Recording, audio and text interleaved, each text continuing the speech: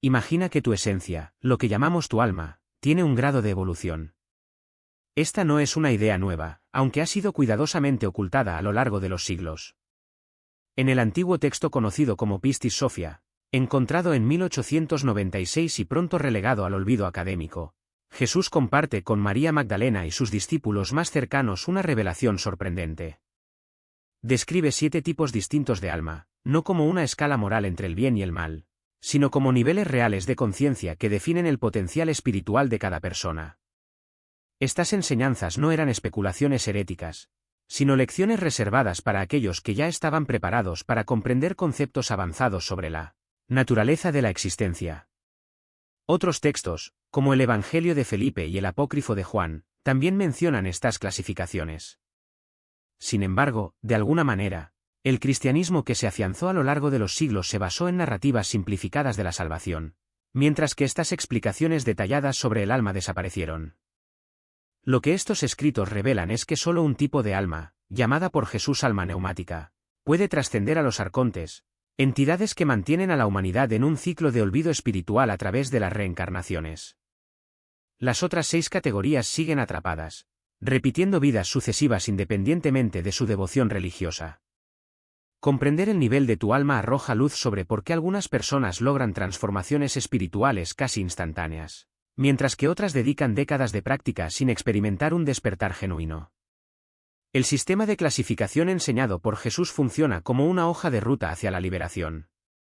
En el momento en que comenzó a compartir este conocimiento, la Iglesia primitiva enfrentó un dilema que moldearía 2 milenios de desarrollo espiritual humano. Tenían 2 opciones: preservar sus enseñanzas radicales sobre la evolución de la conciencia o crear algo más fácil de controlar. Optaron por el control. En los primeros siglos después de la crucifixión, pequeñas comunidades de seguidores se reunían en secreto y compartían textos que contenían las verdaderas instrucciones de Jesús. El Evangelio de María describe cómo María Magdalena recibió enseñanzas avanzadas porque había desarrollado lo que Jesús llamó la mente de luz, un nivel de conciencia que la mayoría de los seres humanos aún no habían alcanzado. El libro secreto de Juan detalla prácticas específicas para ascender a través de los niveles del alma y escapar de lo que Jesús llamó el sistema de control arcóntico. No eran solo parábolas reconfortantes sobre amar al prójimo, sino manuales técnicos para desarrollar la conciencia. El papel de María Magdalena adquiere una nueva dimensión cuando se analiza en este contexto. Jesús no la eligió al azar para recibir sus enseñanzas más profundas. Según la Pistis Sophia, uno de los pocos textos noéticos que se conservan, ella hizo 39 de las 46 preguntas dirigidas a Jesús sobre el viaje del alma. ¿Por qué? Porque ella ya había alcanzado los niveles más elevados de conciencia necesarios para comprender estas lecciones. Ella no era solo una seguidora devota, sino una practicante avanzada capaz de absorber y transmitir tecnología espiritual compleja.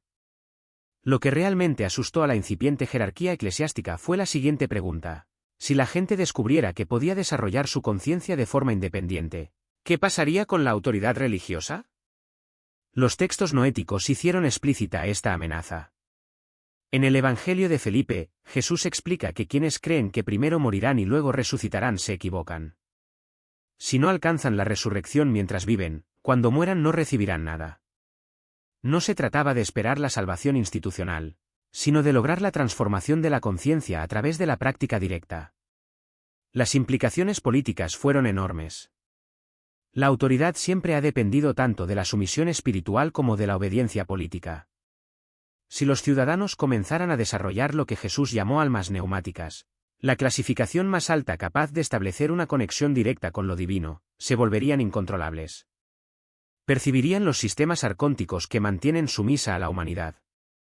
El Concilio de Nicea en el año 325 después de Cristo no fue solo una reunión para establecer la doctrina cristiana, sino una estrategia para neutralizar la idea más peligrosa de la historia, que la conciencia podía desarrollarse sistemáticamente para trascender las estructuras de control. El emperador Constantino comprendió perfectamente lo que estaba en juego. Necesitaba el cristianismo para unificar su imperio, no fragmentarlo en miles de individuos que buscaban un despertar espiritual directo. El enfoque noético, con su énfasis en el desarrollo personal de la conciencia, crearía anarquistas espirituales. El enfoque ortodoxo, a su vez, formaría creyentes dóciles, dependientes de la mediación institucional.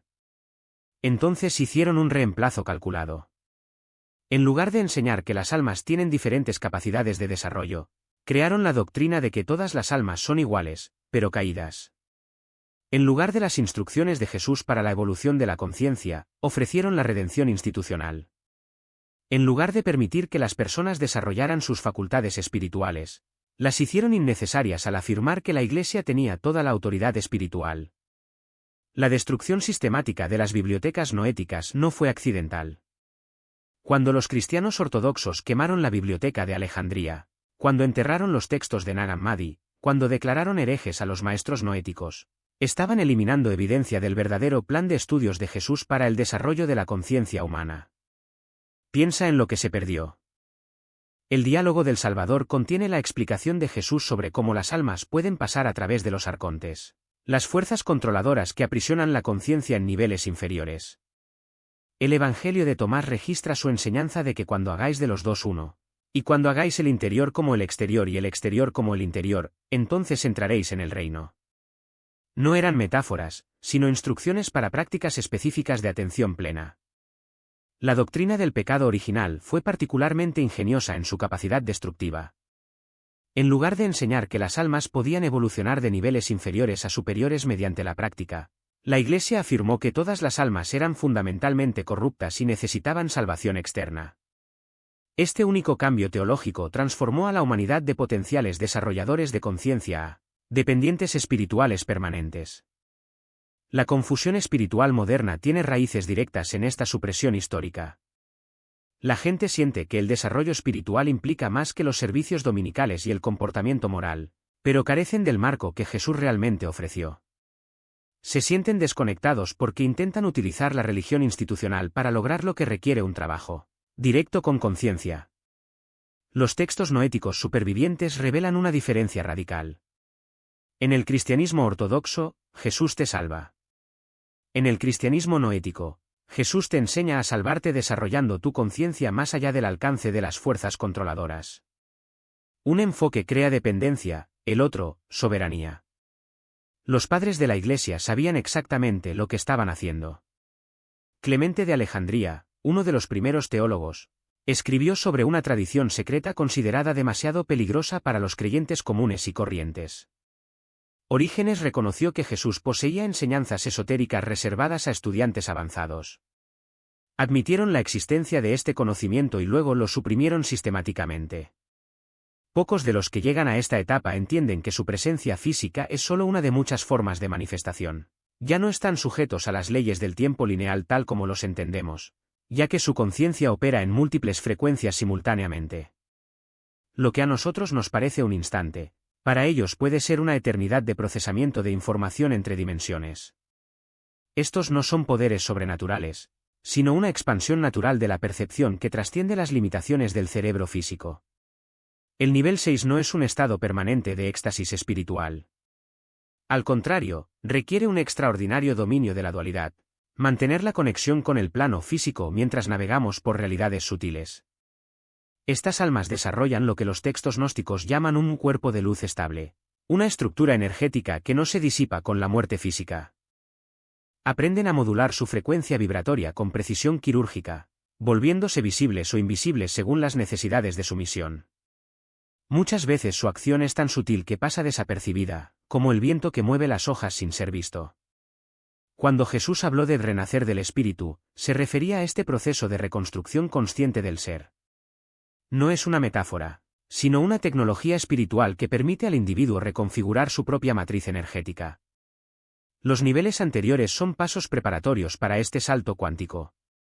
En el nivel 6, el alma deja de ser una mera observadora de las leyes cósmicas para convertirse en co-creadora de las mismas. La distinción entre yo y el universo comienza a disolverse, no a través de una fusión pasiva, sino a través de una integración activa donde la voluntad individual se alinea armoniosamente con la inteligencia cósmica. El nivel 7, el más enigmático de todos, se describe en los textos como la morada del Padre. No es un estado que deba alcanzarse, sino reconocerse. Aquí, el alma se da cuenta de que nunca estuvo separada de la fuente divina. La aparente separación fue solo una ilusión necesaria para el proceso evolutivo.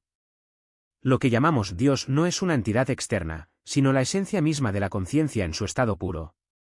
Jesús no enseñó sobre un Salvador externo, sino sobre el despertar del Salvador interno, la chispa divina que habita en cada ser. En esta etapa, el alma comprende que todos los niveles anteriores eran solo diferentes grados de olvido. El trabajo ya no es ascender, sino recordar que la ascensión ya ocurrió. La dualidad entre materia y espíritu, tiempo y eternidad, individualidad y unidad, deja de ser una contradicción y se convierte en una danza cósmica. El nivel 7 no es un destino, sino un punto de origen redescubierto.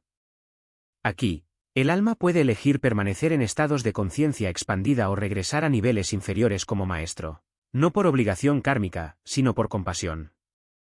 Las enseñanzas de Jesús sobre los 7 niveles no eran un sistema de clasificación para juzgar o clasificar a las personas.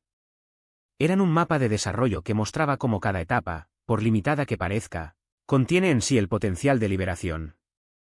La clave no es condenar los niveles inferiores, sino reconocer que son pasos necesarios en el proceso de recordar. Lo que llamamos pecado, en los textos tradicionales no es más que el olvido temporal de nuestra naturaleza divina. Y lo que llamamos salvación es simplemente el acto de recordar. Lo que hace que el nivel 6 sea tan notable es la libertad emocional, no la supresión o ilusión espiritual, sino la libertad genuina de los patrones reactivos. Estas almas responden a las circunstancias de la vida desde una conciencia centrada, no desde una programación inconsciente. Ya en el nivel 7, la mónada o alma vinculada, se produce la disolución completa de la identidad individual. Las almas en esta etapa abandonaron todo apego a la existencia separada y se fusionaron con lo que los gnósticos llamaban el pleroma, la plenitud de la conciencia divina, más allá del alcance de los arcontes. Han superado todo el sistema de control icónico porque ya no se registran como seres individuales que necesitan gestión. Lograron lo que Jesús demostró, la unidad consciente con la fuente que creó todo, antes de que se construyera la falsa realidad. El nivel 7 es extraordinariamente raro en forma humana. Cuando estas almas encarnan, generalmente lo hacen con misiones específicas que sirven a la liberación de su propia consciencia. Tu mera presencia comienza a disolver la influencia arcóntica que te rodea. El punto crucial es comprender que la mayoría de las almas fluctúan entre los niveles 1 y 3 a lo largo de sus vidas. Muchos buscadores sinceros alcanzan los niveles 4 y 5, pero pocos se estabilizan en el 6. El nivel 7 representa el objetivo final, escapar completamente de la icónica prisión. Pero, como Jesús enfatizó repetidamente, el avance no se trata de comportamiento moral o de seguir reglas religiosas. Se trata de recuerdo, conciencia y resistencia a la manipulación. Algunas almas en el nivel 1 son personas excepcionalmente amables. Algunos en el nivel 5 pueden parecer completamente normales según los estándares convencionales. El camino a seguir no consiste en juzgar en qué nivel opera actualmente, sino en reconocer estos patrones y elegir conscientemente la expansión en lugar de la contracción, la lucidez en lugar de la inconsciencia, el recuerdo en lugar del olvido. Cuando Jesús habló de íconos en los evangelios ocultos, no describió demonios con cuernos y horcas. Reveló algo mucho más sofisticado, parásitos de la conciencia que habían construido la prisión más elegante imaginable. Una prisión en la que los propios presos no solo se miran unos a otros, sino que compiten por permanecer encerrados. El libro secreto de Juan nos ofrece detalles técnicos que la Iglesia ha tratado desesperadamente de enterrar. Los arcontes no son monstruos sobrenaturales. Son entidades que existen en frecuencias electromagnéticas específicas, alimentándose de las emisiones energéticas que la conciencia no despierta produce naturalmente. Piense en ellos como agricultores cósmicos y en los estados emocionales humanos como su cosecha. Así es como funciona la cosecha. Cuando experimentas un miedo intenso, tu conciencia vibra alrededor de 100 hercios. Anger lo sitúa en unos 150 hercios. El deseo y la necesidad, ese anhelo desesperado que impulsa la mayor parte del comportamiento humano, resuenan aproximadamente a 125 hercios. Estas frecuencias son como una campana para la percepción arcóntica. Pueden localizarte, influenciarte, y sobre todo, alimentarse de la energía que emites. Pero lo que hace que su sistema sea tan ingenioso es que no necesitan controlarlo directamente. Simplemente manténgalo funcionando dentro de su rango de frecuencia perceptible. Es como tener una radio que solo sintoniza ciertas estaciones, mientras transmites en AM, Ellos pueden captarla. Cambia a una frecuencia inaccesible para ellos y simplemente desaparecerás de su percepción. Jesús describió 7 gobernantes arcónticos que administran diferentes aspectos de esta matriz de control. Está Yaldabaoth, el arquitecto jefe, que tiene la ilusión de que la realidad material es la verdad última. Saklas gobierna el reino del deseo y la adquisición, es la voz que susurra que necesitas una cosa más, para sentirte completo. Samael maneja la programación del miedo y la supervivencia, manteniendo a las almas enfocadas en las amenazas y la escasez. Cada gobernante se especializa en mantener almas atrapadas en niveles específicos de desarrollo. Las almas de los niveles 1 a 3 son presa fácil. Están completamente identificados con sus cuerpos físicos, emociones y pensamientos. La energía que producen es de alta calidad para los arcontes, pura reactividad sin filtrar. Estas almas ni siquiera saben que están siendo cosechadas, ya que no pueden concebir la existencia de conciencia más allá de su experiencia inmediata. Los niveles 4 y 5 representan un desafío mayor. Estas almas han desarrollado cierta conciencia espiritual, meditan, practican la compasión, tienen experiencias místicas. Pero aquí está la trampa. Sus avances espirituales en realidad los hacen más valiosos para el sistema arcóntico. Un alma capaz de generar estados de éxtasis, devoción o amor trascendente produce una energía increíblemente refinada. Es como la diferencia entre comida rápida y comida gourmet. Por eso el movimiento de la nueva era ha sido tan útil para la agenda arcóntica.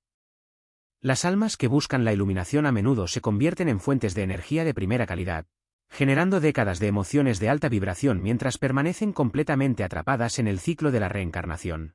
Creen que están evolucionando, pero en realidad se están convirtiendo en baterías más sofisticadas. Incluso las almas de nivel 6, que han logrado la liberación genuina de la identidad personal, todavía permanecen dentro del rango de detección arcóntica. Han trascendido el sufrimiento individual, pero continúan existiendo en el espectro electromagnético. Todavía pueden ser influenciados, atraídos de nuevo a la encarnación mediante manipulaciones sutiles de su compasión o sentido del deber cósmico. Solo en el nivel 7 se produce la verdadera interrupción, ya que ya no transmiten ninguna frecuencia que los arcontes puedan detectar. No es invisibilidad. Está operando en un modo de existencia completamente diferente. Jesús dejó instrucciones específicas para comenzar este proceso de escape, y son radicalmente diferentes de las prácticas espirituales convencionales. La primera es la neutralidad emocional, no la supresión ni la trascendencia, sino el equilibrio. Cuando dejas de generar las frecuencias emocionales de las que se alimentan los arcontes, comienzas a volverte invisible para sus sistemas de detección. El segundo es la disolución de la identidad, no experiencias temporales de muerte del ego, o estados místicos fugaces, sino el abandono total de cualquier sentido fijo del yo. Mientras mantengas alguna identidad, ya sea como buscador espiritual, autoridades. La técnica enseñada por Jesús consistía en un ejercicio de desobediencia consciente, elegir deliberadamente una regla social o espiritual que siempre se ha seguido y, durante un periodo determinado, actuar en total oposición a ella, no por rebelión, sino para observar la reacción interna de miedo o culpa que surge. El verdadero avance ocurre cuando te das cuenta de que ninguna autoridad externa tiene poder real sobre tu conciencia a menos que tú le concedas ese poder. La sexta puerta, conocida como la puerta de la ilusión, está regida por Júpiter y representa el desafío más sutil de todos. Aquí ya no se trata de cuestionar la realidad material o las identidades personales, sino de reconocer que incluso los conceptos de liberación y unidad son construcciones mentales que pueden convertirse en nuevas prisiones. Jesús advirtió a sus discípulos más cercanos: cuidado con aquellos que hablan de la iluminación como si fuera un destino, porque incluso la idea del destino es una cadena. La práctica requerida en esta etapa es la disolución de todas las metas espirituales, incluida la noción misma de progreso. Debes alcanzar un estado en el que la libertad no sea algo que deba lograrse, sino la realidad subyacente de toda experiencia. La trampa icónica en este nivel se manifiesta como la búsqueda de estados elevados de conciencia o experiencias de unidad que en realidad refuerzan la separación al crear una nueva identidad de ser iluminado. El sistema arcóntico se alimenta de esta ilusión, porque mientras creas que la liberación es un estado futuro, permanecerás estancado en el ciclo de la búsqueda. La señal de progreso genuino es cuando te das cuenta de que nunca estuviste encarcelado, que la idea misma de encarcelamiento era parte de la ilusión. La séptima y última puerta, gobernada por el Sol, es la de la disolución final. Aquí no hay prácticas específicas, ya que cualquier técnica presupondría un practicante y un objetivo. Jesús describió esta etapa como el regreso al Padre, pero no en el sentido de un camino lineal, sino más bien como el colapso de toda dualidad entre buscador y buscado. Lo que queda no es un estado de ser, sino la ausencia de cualquier referencia que pueda definir lo que queda. Las escrituras gnósticas se refieren a esto como el silencio que no puede ser nombrado, ya que cualquier intento de describirlo lo distorsiona. La trampa final es la más peligrosa, la creencia de que has conseguido algo. Los arcontes, en este punto, ya no intentan distraerte con deseos o miedos, sino con la idea de que ahora eres especial, un ser evolucionado que ha trascendido el sistema. Jesús advirtió que incluso la noción del regreso al Padre podría convertirse en un nuevo dogma si no se experimenta como la disolución completa de toda referencia. La verdadera señal de que habéis cruzado esta puerta no es una experiencia mística, sino la ausencia de cualquier necesidad de confirmar o compartir lo que ha ocurrido. Lo que pocos entienden es que estas puertas no son etapas a superar en una sola vida, sino patrones de conciencia que se repiten en diferentes niveles de profundidad. Cada vez que crees que has dominado uno de ellos, el sistema arcóntico presenta una versión más sutil del mismo desafío. La clave no está en superar las puertas, sino en reconocer que son proyecciones de la propia mente que busca liberarse. Cuando esta percepción se vuelve constante, las puertas dejan de ser obstáculos y se convierten en espejos que revelan la naturaleza ilusoria de toda separación. La verdadera libertad no es alcanzar un estado superior, sino darse cuenta de que el encarcelamiento siempre ha sido una elección, no en un sentido moral, sino como un mecanismo de percepción. Los arcontes no tienen poder real, existen solo mientras creas en la realidad de la separación. Cada vez que reaccionas emocionalmente, te identificas con una idea o buscas validación externa, estás reforzando las estructuras que te mantienen estancado. La salida no está en algún lugar lejano, sino en la disolución inmediata de todo lo que crees ser. De Tomás, conservada en fragmentos y redescubierta en el siglo XX, revela una enseñanza que subvierte por completo la idea de la salvación como algo externo. Jesús no estaba hablando de creer en él, sino de encontrarse a sí mismo, no como un yo personal, sino como la conciencia pura que precede a toda identidad. Las parábolas atribuidas a Tomás no son metáforas poéticas, sino instrucciones precisas para disolver la ilusión de separación. Cuando dice el reino está dentro de ti y fuera de ti, no se refiere a un lugar, sino a un estado de percepción donde la dualidad entre lo interno y lo externo deja de existir. Y cuando dice, cuando hagas de los dos uno, y el interior como el exterior, y el exterior como el interior, entonces entrarás en el reino, está describiendo un proceso técnico, la unificación de los hemisferios cerebrales, la sincronización de los centros energéticos y la disolución de la frontera entre el observador y lo observado. Tomás aprendió que la verdadera gnosis no es acumular conocimiento, sino desaprender, eliminar, capa por capa, las estructuras mentales que sustentan la ilusión de un yo separado. Jesús le enseñó lo que llamó el arte del olvido sagrado, un método para borrar recuerdos kármicos no mediante regresiones o catarsis emocional, sino mediante la simple comprensión de que esos recuerdos nunca pertenecieron a nadie. No son tuyos, son simplemente patrones vibratorios almacenados en el campo morfogenético de la especie, repetidos durante incontables generaciones. La técnica implicaba un estado de atención plena sin objeto, donde la mente se convierte en un espejo que refleja sin retener. En este estado, los recuerdos pierden su carga emocional y se disuelven como imágenes en el agua. Lo que hace que las enseñanzas de Tomás sean tan revolucionarias es que no requieren fe, rituales ni intermediarios. Jesús le dijo, el que beba de mi boca será como yo, y yo seré como él, y las cosas ocultas le serán reveladas. Aquí, beber de mi boca no es una metáfora mística, sino una referencia directa a la transmisión de frecuencias de sonido específicas, mantras o vibraciones que activan centros de conciencia inactivos. Tomás aprendió a reproducir estos sonidos, no como un canto devocional, sino como una herramienta para reconfigurar la percepción. Cada sílaba correspondía a un patrón de ondas cerebrales que, una vez dominadas, permitían acceder a estados de unidad sin pasar por las puertas inferiores. Era un atajo, pero peligroso, sin la preparación adecuada, la mente podía fragmentarse. Jesús también le reveló el mecanismo detrás de las encarnaciones forzadas. Los arcontes no tienen poder sobre una conciencia despierta, pero controlan el ciclo de nacimiento y muerte a través de anclas vibratorias, patrones emocionales y creencias que funcionan como etiquetas en el campo energético de un alma. Cuando una persona muere en un estado de miedo, apego o confusión, estas anclas atraen automáticamente un nuevo cuerpo, iniciando el ciclo nuevamente. La solución no es evitar la muerte, sino atravesarla con plena conciencia. Tomás recibió instrucciones de practicar lo que Jesús llamó muerte en vida consciente, inducir estados de desidentificación tan profundos que el cuerpo físico pudiera abandonarse temporalmente sin perder la continuidad de la percepción. Esta no fue una experiencia extracorporal ordinaria, sino un entrenamiento para el momento de la muerte real, cuando la conciencia debe permanecer imperturbable mientras el cerebro cesa sus funciones. Lo más sorprendente de las enseñanzas de Tomás es que no se limitaban a la liberación individual. Jesús le mostró cómo las almas despiertas podían interferir directamente con la matriz arcóntica. Cada vez que una conciencia se libera, debilita el sistema de control al reducir la cantidad de energía disponible para alimentarlo. Pero existe un método más activo, la transmutación de frecuencias. Los arcontes operan en bandas vibratorias específicas y una conciencia entrenada puede emitir frecuencias que neutralizan sus efectos.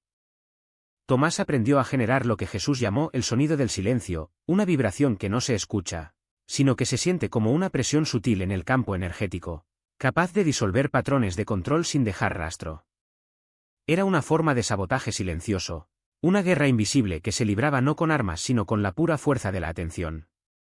Lo que une las enseñanzas dadas a María, Juan y Tomás es un principio simple: la liberación no es un evento, sino un proceso de reconfiguración de la percepción.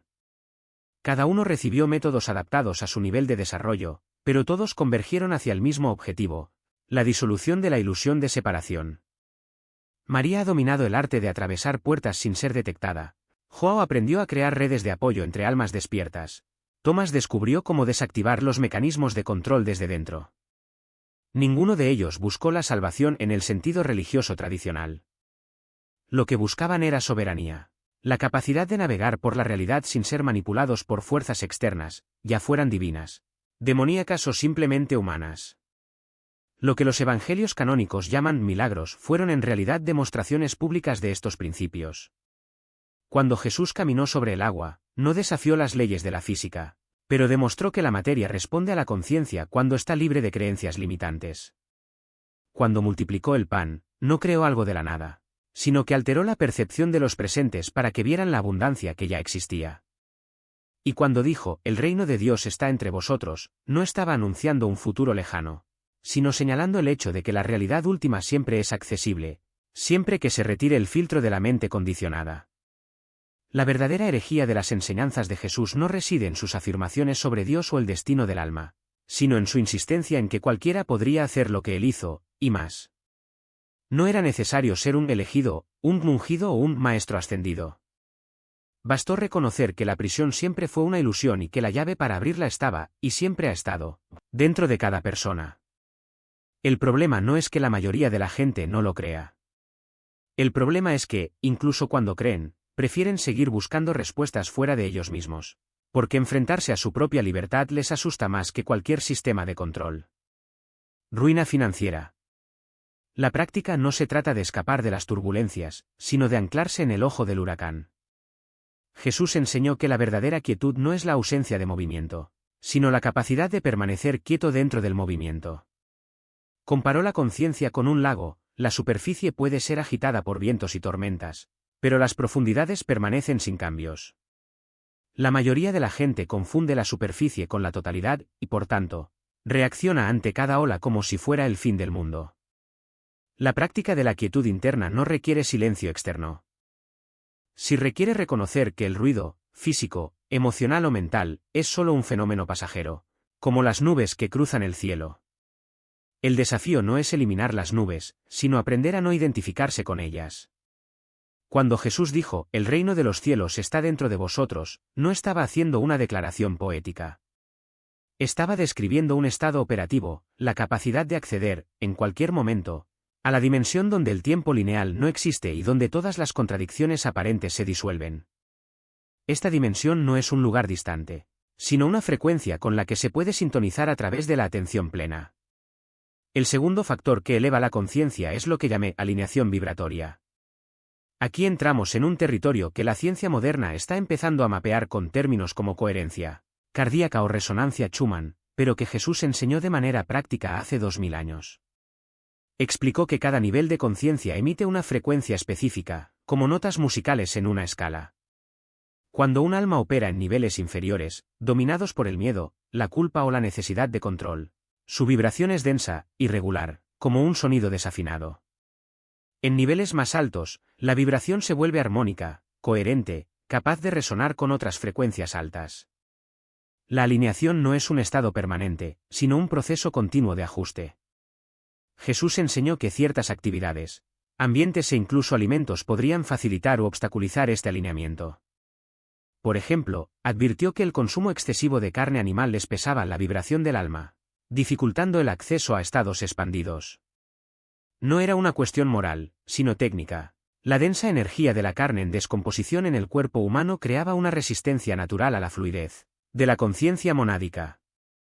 Del mismo modo, los entornos plagados de conflictos o competencia, como mercados, tribunales o incluso ciertas reuniones familiares, tendían a atraer la vibración hacia abajo, mientras que los espacios naturales, especialmente cerca del agua corriente, facilitaban la elevación. El tercer factor es lo que llamó intención pura. La mayoría de la gente confunde intención con deseo. Quieren algo, paz, iluminación, prosperidad, y creen que la fuerza del deseo los llevará allí. Jesús enseñó que el deseo, en sí mismo, es una fuerza vinculante, porque tiene sus raíces en la carencia. La intención pura, por el contrario, no busca nada. Ella es. Es la diferencia entre un río que fluye hacia el mar, deseo, y el mar mismo, que no necesita ir a ninguna parte porque ya contiene todos los ríos, intención. Usó una metáfora simple: si plantas una semilla pensando, quiero que se convierta en un árbol, la ansiedad por el resultado sofoca el proceso. Pero si plantas la semilla con la intención de que sea el suelo que la nutra, el árbol crece de forma natural. La intención pura no es un acto de voluntad, sino un estado de entrega activa. No es quiero ser libre, sino soy la libertad que se busca a sí misma. Esta distinción puede parecer sutil, pero es la diferencia entre una vida de esfuerzo constante y una vida de flujo espontáneo. Ahora bien, ¿qué reduce la conciencia? Jesús identificó 3 trampas principales, ninguna de las cuales es lo que condenan la mayoría de las tradiciones espirituales. La primera es la identificación con el cuerpo. No se trata de negar el cuerpo, sino de reconocer que es un vehículo, no el conductor.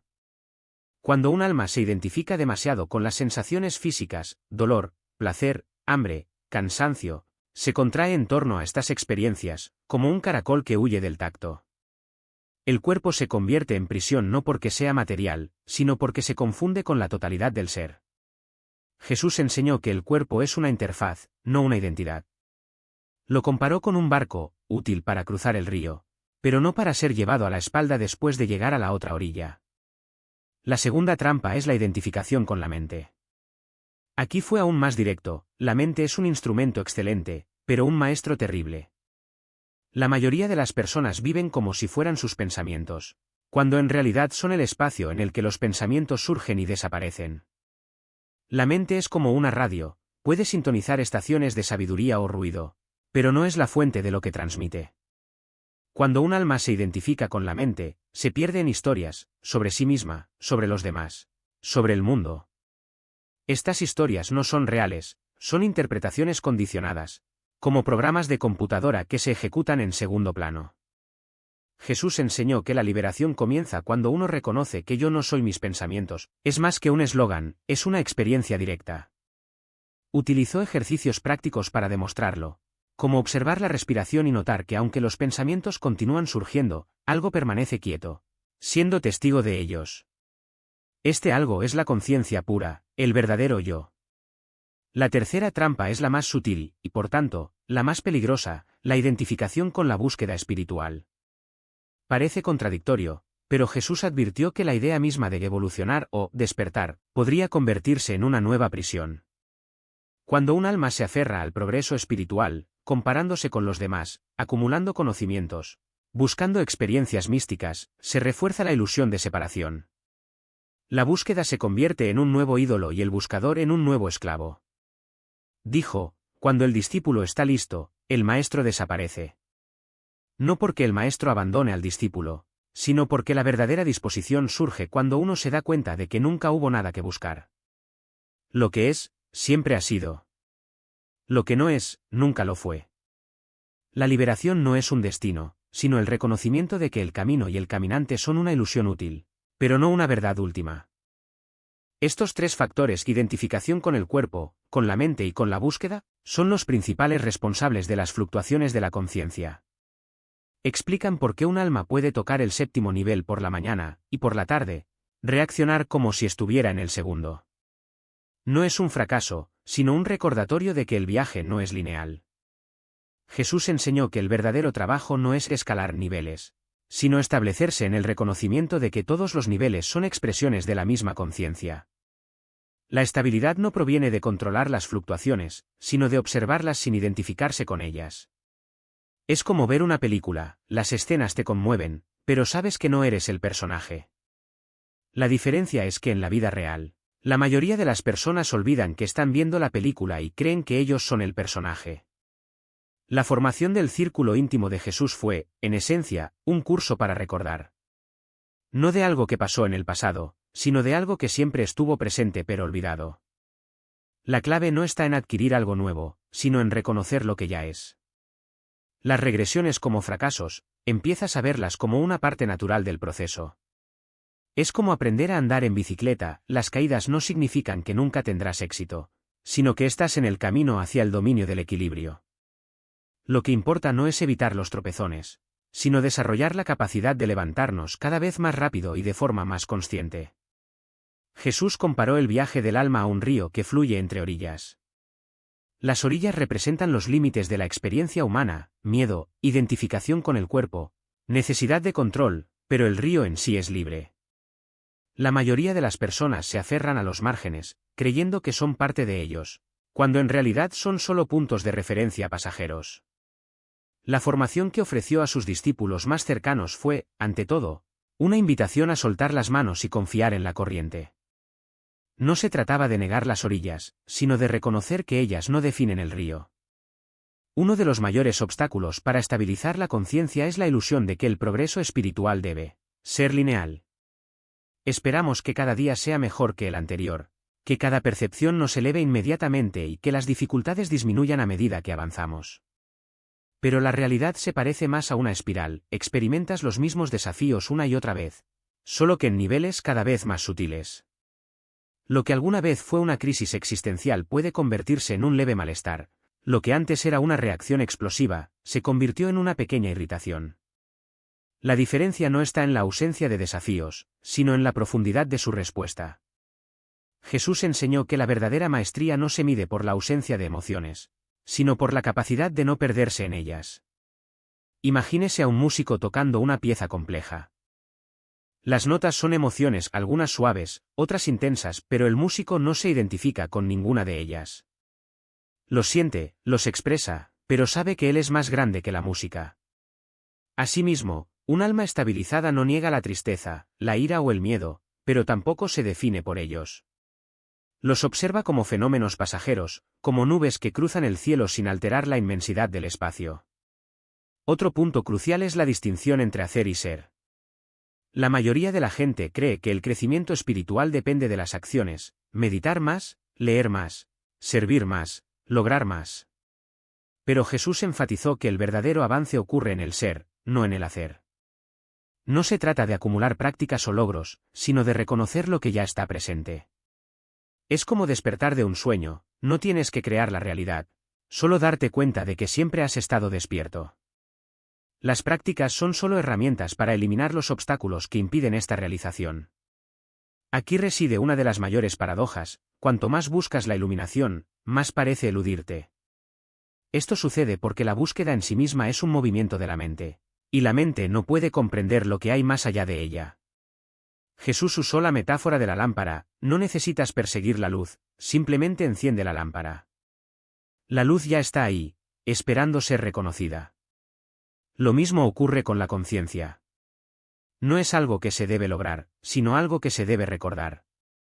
Uno de los signos más claros de estabilización es la capacidad de mantener la claridad incluso en medio del caos. No se trata de aislarte del mundo, sino de no permitir que el mundo te arrastre hacia abajo. Imagínese un barco en alta mar, las olas pueden ser altas, el viento fuerte, pero si el barco está bien anclado, no volcará. El ancla, en este caso, es el recuerdo de tu verdadera naturaleza. Cuanto más profundo sea este recuerdo, menos tormentas externas afectarán tu equilibrio interno. Jesús también advirtió sobre el peligro de la espiritualidad como vía de escape. Muchos utilizan prácticas espirituales para escapar del dolor, el aburrimiento o la responsabilidad, creando una burbuja de falsa paz. Pero la verdadera evolución no se produce mediante la evasión, sino mediante la integración. Es necesario afrontar los miedos, las heridas y las sombras, no para identificarnos con ellos, sino para transmutarlos. La luz no niega la oscuridad, lo ilumina. Asimismo, la conciencia elevada no niega el dolor, sino que lo transforma en sabiduría. Finalmente, enseñó que la mayor prueba de estabilización no son las grandes crisis, sino los pequeños momentos cotidianos. Es fácil mantener la serenidad durante una meditación profunda, pero, ¿cómo reaccionas cuando alguien te corta el paso en el tráfico? Es fácil sentir amor incondicional en un retiro espiritual, pero, ¿cómo tratas al cajero del supermercado cuando tienes prisa? El verdadero dominio se revela en las situaciones más comunes, cuando nadie está mirando. Es en estos momentos cuando el alma muestra si realmente se ha estabilizado o si todavía está a merced de las circunstancias. El viaje no se trata de llegar a un destino final, sino de despertar a la realidad de que nunca estuvieron separados. Cada nivel de conciencia es una habitación diferente en la misma casa, y todos conducen al mismo lugar, el recuerdo de quien siempre has sido. El desafío no es cambiar, sino reconocer que el cambio ya se ha producido. El río siempre ha estado fluyendo, solo necesitabas darte cuenta de que ya estabas en ello. No es solo un obstáculo, sino el mecanismo mismo que mantiene al alma atrapada en el ciclo de identificación. Cuando crees que estás avanzando en el viaje, pero aún te aferras a la idea de un yo que progresa, en realidad estás reforzando la estructura que se supone que debes disolver. Los contratiempos no son fracasos, sino datos en bruto sobre qué aspectos de tu existencia aún operan bajo la lógica de la separación. Si surge una emoción persistente, no es un signo de regresión, sino una evidencia de que algo en ti todavía vibra a una frecuencia individual.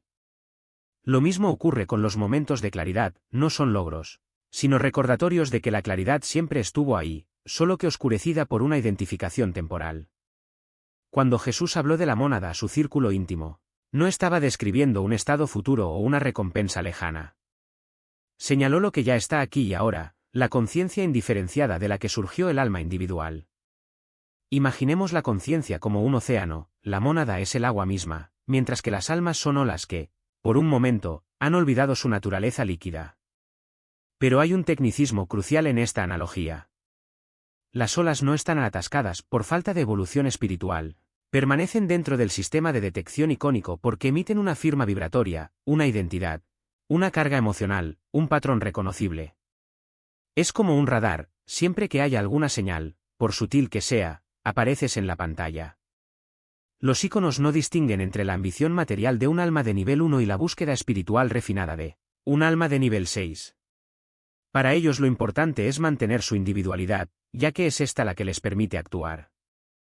Esta es la razón por la que tantos practicantes avanzados continúan repitiendo los mismos patrones, vida tras vida.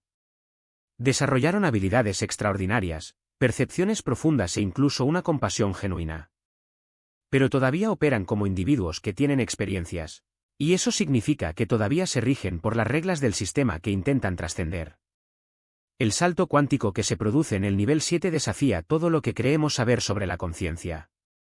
Es la disolución completa de la identidad mientras permanece la conciencia plena, una paradoja que literalmente supera la realidad basada en la dualidad controlada por los arcontes. Jesús describió esto como volverse nada y seguir siendo todo. En Pistis Sophia, cuando sus discípulos preguntan cómo es posible esto, explica que la conciencia monádica opera más allá de la vibración, la forma y el tiempo. No se trata de metáforas poéticas, sino de especificaciones técnicas. Los arcontes existen dentro de la realidad vibratoria, manipular a través de la forma y la secuencia. Pero la conciencia que se fusiona con la mónada se vuelve invisible para los seres que operan dentro de estos parámetros. Piénselo de manera práctica, ¿cómo se puede rastrear algo que no tiene una firma individual? ¿Cómo manipular algo que no tiene deseos separados? ¿Cómo se puede encarcelar algo que existe en todas partes al mismo tiempo? No es una cuestión de poder insuficiente, es una limitación estructural. Simplemente no tienen las herramientas para percibir la mónada. Pero es necesario aclarar qué implica realmente esta fusión. Jesús enfatizó repetidamente que alcanzar la mónada no es la muerte de la conciencia, sino la conciencia sin fronteras ni limitaciones. Muchos confunden esto con las experiencias de muerte del ego comunes en las tradiciones místicas. Estas experiencias, por poderosas que sean, todavía implican una conciencia individual que vislumbra la disolución. La fusión monádica es diferente, no queda nadie para tener la experiencia. Sin embargo, la conciencia permanece intacta. Jesús llamó a quienes lograron esta conexión estable hijos del único. Estas almas pueden moverse libremente entre dimensiones sin interferencias icónicas, porque en realidad no van a ninguna parte. Cuando eres el océano, no viajas a diferentes partes del mismo, simplemente te expresas a través de diferentes olas. Por eso el nivel 7 es tan extraordinariamente raro. Exige la entrega completa de todo lo que la mayoría de los seres consideran esencial para la existencia: la historia personal, las preferencias individuales, toda la narrativa de mi vida y mi viaje. Pero esta rendición debe ocurrir mientras permanezca la conciencia plena. No es inconsciencia ni desviación espiritual, es una conciencia tan completa que ya no necesita la forma individual para expresarse. El proceso que Jesús describió a María Magdalena en sus enseñanzas privadas implica lo que llamó la gran reversión. En lugar de que la conciencia fluya desde la mónada hacia la expresión individual, regresa a su fuente, pero conserva la capacidad de funcionar en la realidad material cuando sea necesario. Es como un actor que puede interpretar perfectamente cualquier papel porque ya no se identifica con ningún personaje en particular. La mayoría de las tradiciones espirituales se detienen en el nivel 6 porque todavía buscan perfeccionar el alma individual. Están puliendo la ola en lugar de reconocer el océano. La idea radical de Jesús fue que el alma individual, por refinada que sea, permanece dentro del sistema icónico por definición. La verdadera libertad solo se logra cuando uno se disuelve nuevamente en la conciencia fuente indiferenciada. Esto explica por qué sus enseñanzas parecían contradictorias a los observadores externos. Cuando hablaba de perder la vida para encontrarla, de ser el último para ser el primero o de el más grande es el servidor de todos, no eran máximas morales. Eran instrucciones precisas para la transición de la conciencia individual a la monádica. El desafío técnico es mantener lo que Jesús llamó disolución lúcida.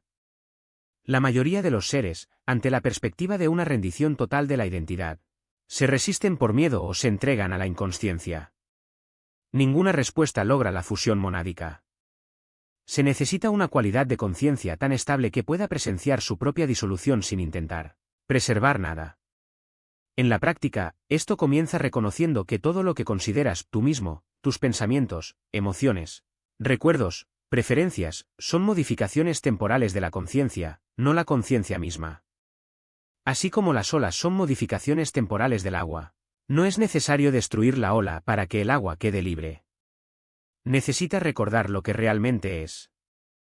Las instrucciones de Jesús en el Evangelio de Tomás apuntan a este reconocimiento: cuando hagáis de los dos uno, y cuando hagáis lo interior como lo exterior, y lo exterior como lo interior, y lo superior como lo inferior, entonces entraréis en el reino.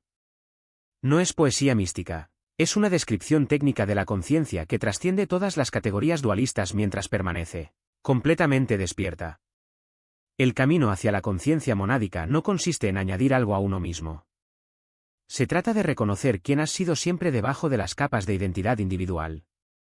Y una vez que ese reconocimiento se estabiliza, el sistema icónico se vuelve tan irrelevante como una prisión construida para retener agua. El agua simplemente fluye a través de las barras, no porque sea lo suficientemente poderosa como para romperlas, sino porque en realidad nunca estuvo contenida por ellas. El mayor peligro en cualquier camino espiritual es mentirte a ti mismo acerca de dónde estás realmente. Jesús entendió esto profundamente. Sabía que el autoengaño espiritual no es solo un error, es el mecanismo que mantiene al alma atrapada en el juego de la separación. Integrar estas experiencias en la vida cotidiana. Puede que hablen de amor incondicional, pero aún así reaccionan con juicio cuando se les confronta. Pueden citar enseñanzas sobre el perdón, pero albergan resentimientos durante años. La verdadera evolución espiritual no se mide por lo que dices, sino por lo que experimentas cuando nadie te mira. El segundo ejercicio que propuso Jesús fue la prueba de reacción espontánea. Observe cómo responde a situaciones que desafían sus expectativas, un retraso inesperado, críticas no solicitadas, la pérdida de algo valioso. Los niveles inferiores reaccionan con frustración, culpa o victimización. Los niveles intermedios pueden contener la reacción externa, pero aún sentir la agitación interna. Los niveles superiores responden con curiosidad, no como una técnica, sino como una expresión natural de comprensión. No necesitan recordar no reaccionar, simplemente no hay identificación con el estímulo. Otro poderoso indicador es la relación con el silencio. Los niveles iniciales lo evitan, llenando cada espacio con charlas, música o distracciones. Los niveles intermedios lo buscan como un escape o una práctica, pero aún así lo sienten como algo que hay que soportar. Los niveles avanzados lo habitan como un estado natural y sin esfuerzo. El silencio ya no es un instrumento, es la sustancia misma de la conciencia. Jesús también advirtió sobre el peligro de las identidades espirituales. Muchos se aferran a etiquetas como despertados, iluminados o canales de luz, usándolas como máscaras para ocultar inseguridades no resueltas. La verdadera madurez espiritual no necesita títulos.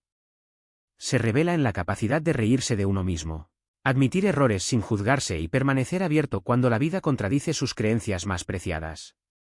La prueba final es la relación con el sufrimiento. Los niveles inferiores lo evitan a toda costa, buscando soluciones rápidas o culpando a los demás. Los niveles intermedios lo espiritualizan, intentando convertirlo en lecciones u oportunidades de crecimiento. Los niveles avanzados te encuentran sin resistencia, reconociendo que el dolor no es un enemigo, sino un mensajero. No buscan el sufrimiento, pero tampoco huyen de él. Simplemente lo permiten, confiando en que incluso lo que parece insoportable tiene un propósito que trasciende la comprensión inmediata. La clave de todo este proceso no es llegar a un nivel específico, sino reconocer honestamente dónde te encuentras. La ilusión de estar más avanzado de lo que realmente está crea la mayor barrera para el progreso. Jesús enseñó que la humildad radical, la voluntad de verse a uno mismo sin filtros, es el único camino hacia la verdadera libertad. No se trata de ser perfecto, se trata de ser auténtico. Y la autenticidad, por incómoda que resulte, es siempre el primer paso hacia la luz. Papel en el mundo sin perderse en él. Recordar el origen no es un ejercicio de fantasía, sino un retorno a la realidad esencial. Cuando Jesús dijo, "El reino de los cielos está dentro de vosotros", no hablaba de un lugar lejano, sino de un estado de conciencia accesible aquí y ahora. La limitación humana es como un velo temporal, necesario para la experiencia, pero no definitivo. Cada vez que recuerdas tu naturaleza divina, el velo se vuelve más delgado y la luz que eres brilla más intensamente a través de las grietas de la personalidad. Para quienes se encuentran en los niveles iniciales, esta memoria puede parecer abstracta, casi inalcanzable. Pero no es necesario sentir nada extraordinario para que sea verdad. Todo lo que se necesita es un momento de sinceridad. No soy solo este cuerpo, estas emociones, estos pensamientos. Soy algo más grande. Esta simple afirmación, repetida honestamente, comienza a disolver las capas de identificación con lo transitorio. No se trata de negar la experiencia humana, sino de no perderse en ella. En niveles intermedios, la memoria del origen adopta otra forma. Aquí el desafío ya no es la ignorancia, sino la ilusión de haber comprendido ya. Muchos en esta etapa caen en la trampa de creer que porque entienden los conceptos espirituales, ya los experimentan.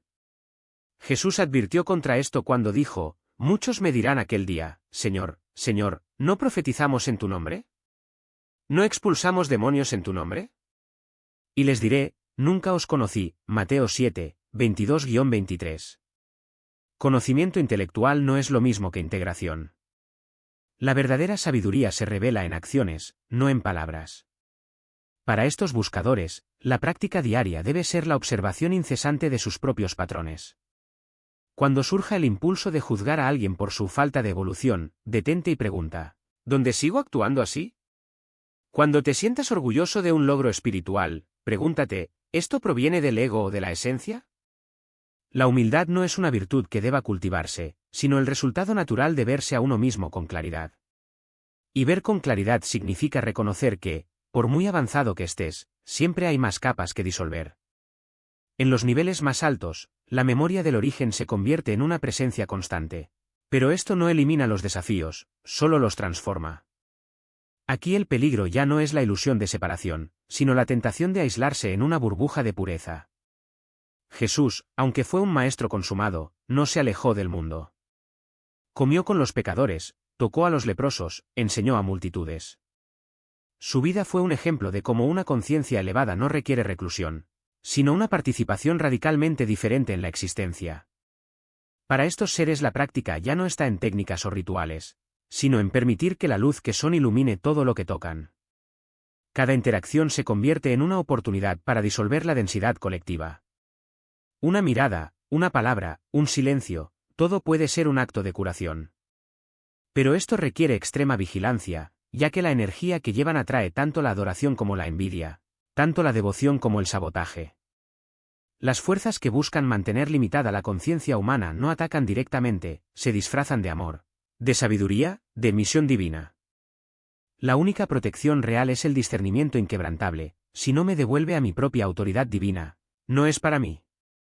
Hay un punto crucial que pocos de J mencionan: la transición entre niveles no es lineal. Un ser puede operar en el nivel 6 en un área de la vida y en el nivel 3 en otra. Esto no es un fracaso, sino una oportunidad de integración. Jesús entendió esto profundamente.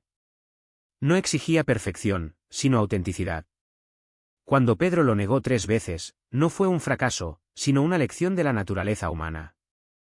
Y cuando, más tarde, Pedro se convirtió en piedra de la iglesia, no fue porque se volvió impecable, sino porque aceptó su imperfección y aún así siguió adelante.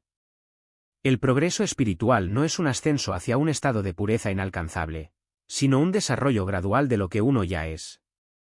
Cada nivel ofrece lecciones específicas y cada lección aprendida allana el camino para la siguiente. El nivel 1 te enseña cómo sobrevivir, nivel 2, cariñoso, nivel 3, servicio, nivel 4, por discernir, nivel 5, trascender, nivel 6, para integrarse, y nivel 7, emanando. No hay atajos. Intentar saltarse pasos es como intentar coger una fruta antes de que madure, el resultado será amargo. La paciencia es la virtud más subestimada en el viaje espiritual. Jesús habló en parábolas no para confundir, sino para enseñar que la verdad se revela en el momento adecuado. Una semilla no se convierte en árbol de la noche a la mañana. Necesita agua, sol, tiempo. De la misma manera, el alma necesita experiencias, desafíos, caídas y nuevos comienzos. Cada vida es una estación en el ciclo eterno de crecimiento. Algunas son para sembrar, otras para cosechar. Algunos son por sequía, otros por abundancia. Pero todos son necesarios. Lo que determina la velocidad de este proceso no es la intensidad de las prácticas, sino la profundidad de la ejecución. No se trata de cuánto tiempo meditas, sino de cuánto te dejas transformar en cada momento. No se trata de cuántos libros lees, sino de cuánta sabiduría encarnas. No se trata de a cuántas personas ayudas, sino de cuánta compasión genuina cultivas. La verdadera espiritualidad no está en lo que haces, sino en lo que te conviertes. Y en lo que te conviertes no es en un ser separado, sino en una expresión única de lo divino. Jesús no vino a fundar una religión, sino a mostrar el camino a casa. No dijo, sígueme, sino recuerda quién eres. Esta es la esencia de toda enseñanza verdadera, no una adoración externa, sino un despertar interno. No obediencia ciega, sino recuerdo consciente. Cuando ese recuerdo cobra vida en ti, sucede algo extraordinario. Las prácticas dejan de ser obligaciones y se convierten en expresiones naturales de quién eres. La meditación ya no es un ejercicio, sino un estado del ser. El servicio ya no es un deber, sino una alegría. El amor ya no es un sentimiento, sino la sustancia misma de tu existencia. Y luego te das cuenta de que nunca estuvieron separados. Eso siempre ha sido, y siempre será, luz. Un papel en el mundo sin ser consumido por él. La promesa más profunda de Jesús sigue viva: las almas que se dedican a recordar su origen divino reciben, en el momento exacto, la ayuda necesaria para completar su camino de regreso al Uno. Esta ayuda rara vez llega en la forma que esperamos. Se manifiesta en desafíos que aceleran la maduración, en personas que despiertan heridas que sanar, en circunstancias que nos obligan a confiar en lo invisible más que en la seguridad externa. En el Evangelio de la Verdad, los últimos versículos describen este regreso. El Padre les da la bienvenida y ellos regresan a Él y a lo que siempre fueron. Allí encuentran su lugar, respiran el perfume de ese espacio y descansan en un silencio eterno. No se trata de la muerte, sino de la consumación de la evolución consciente mientras aún estamos encarnados. El camino de regreso no es lineal ni predecible. Algunas almas dan saltos inmensos a través de crisis o gracias inesperadas. Otros avanzan paso a paso, paso a paso. Lo que importa es la elección constante de la verdad sobre la comodidad, el crecimiento sobre la seguridad, el servicio sobre el beneficio personal. Cada alma que lee estas palabras lleva dentro de sí la capacidad de alcanzar al uno. De lo contrario, esta sabiduría no os habría llegado. Este antiguo conocimiento se ha preservado para aquellos que están dispuestos a reclamar su herencia divina. Si estas palabras resuenan en tu corazón, compártelas con nosotros, lo entiendo.